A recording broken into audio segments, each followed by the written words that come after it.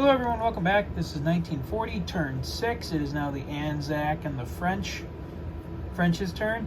So after doing some research, I couldn't really get a straight answer. So even though the Italians took Paris and the French had 10 IPC, since their capital is taken, Italy cannot collect the IPC, so I have decided that it is just going to go back to the bank. So no one gets that 10 IPC, it just disappears. Alright, so let's go into ANZAC purchases this turn. We're going to buy a minor factory for Queensland and buy 2 super submarines. And the ANZACs only have one attack this turn, and that is they're going to leave Celebes and invade unoccupied French Indochina because Japan, at the last minute, realized that they had completely left it open. So that attack will be carried out by 1 transport with an infantry and artillery. And since right now Paris is being occupied by the Italians, this will no longer be Japanese, but it will go to the ANZACs.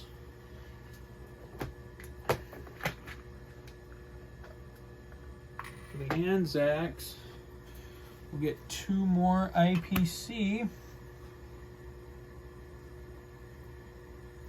And they also get control of a minor factory, though probably ain't gonna last. Well, I mean, it won't last them long, but at least it gives them something for a turn, since now they'll be able to at least deploy on it for free next turn. Okay, so ANZAC non-combats. I have decided that these 2 fighters are gonna go 1, 2, 3, 4. They're gonna come up here and join the British 9th Army in Burma and add their fighters to the defense to cover the 2 British fighters that went to the Ark Royal. The fighter in New Guinea is going to go 1, 2, 3, 4 and land in Java. Or do I want to go 1, 2, 3, 4 and land him in Celebes? No, I'll land them in Java. This transport's going to go 1, 2, back to 55. An infantry and a tank is going to go to the Northwest Territory to get ready to dock with that transport. This infantry is going to sit here.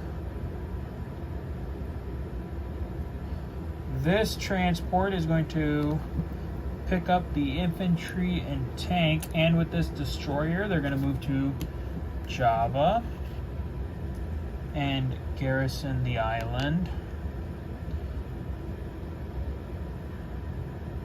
1,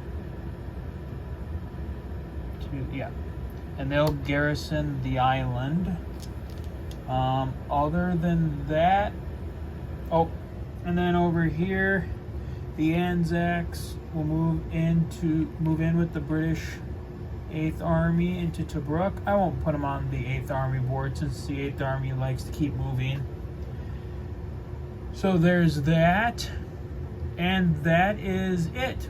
That's it for ANZAC non-combat. So we'll go to deployments. And like I said, the ANZACs are deploying a minor in Queensland and dropping 2 super subs here at Sydney. Alright, and then over to the French. The French are not making any combat moves. They're just going to keep pushing their units forward in Africa. This destroyer is going to come up to 95 and help protect the U.S. transport there. Yeah, and that's it. And so France won't collect any income. Australia, or the ANZACs, will get 19 plus their 10, so they'll have 29. Let's see, 1, 2, yep. The ANZACs will have 29 IPC for next turn. Alright, well that's it for turn 6. We are now heading into, let's see, I believe we are heading into January 1943. like I said, the board is pretty interesting.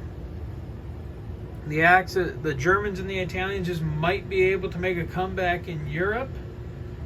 And then Japan has been building its fleet up, though the Kido Butai will have to retire for a turn so it can get all of its units repaired before it sets out to do battle with the newly constructed U.S. 7th Fleet. So, alright guys, so we'll see you next time for Germany turn 6.